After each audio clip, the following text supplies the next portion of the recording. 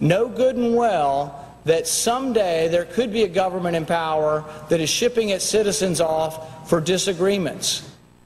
There are laws on the books now that characterize who might be a terrorist.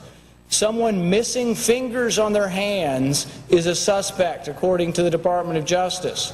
Someone who has guns, someone who has ammunition that is weatherproofed, someone who has more than 7 days of food in their house can be considered a potential terrorist. If you are suspected by these activities, do you want to have the government have the ability to send you to Guantanamo Bay for indefinite detention?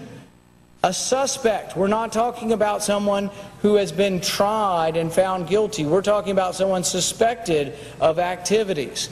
But some of the things that make you suspicious of terrorism are having food, having more than 7 days of food, missing fingers on your hand, having ammunition, having weatherproofed ammunition, having several guns at your house.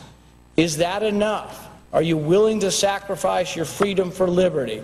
I would argue that we should strike these detainee provisions from this bill because we are giving up our liberty. We are giving up the constitutional right to have due process before we're sent to a prison.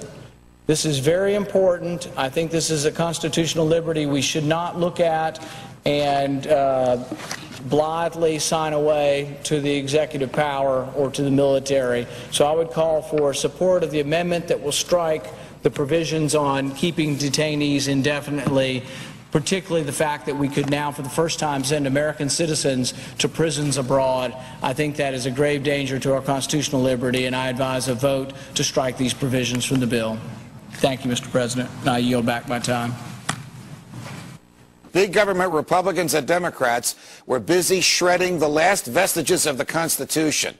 Senators John McCain and Carl Levin want to enact a law that would declare the entire United States of America a battlefield for the military.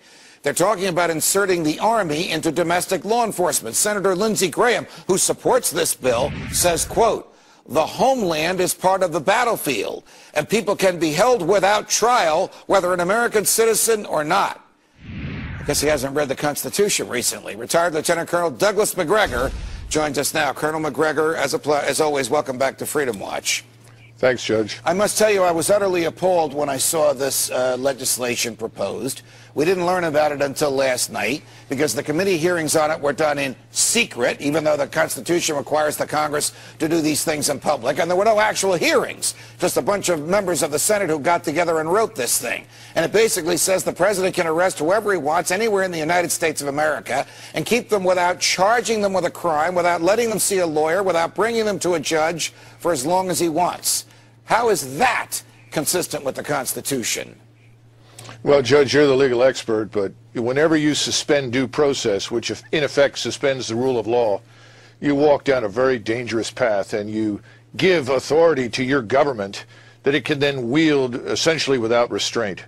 What worries me is that we'll end up creating categories of people who are then subject to arbitrary arrest.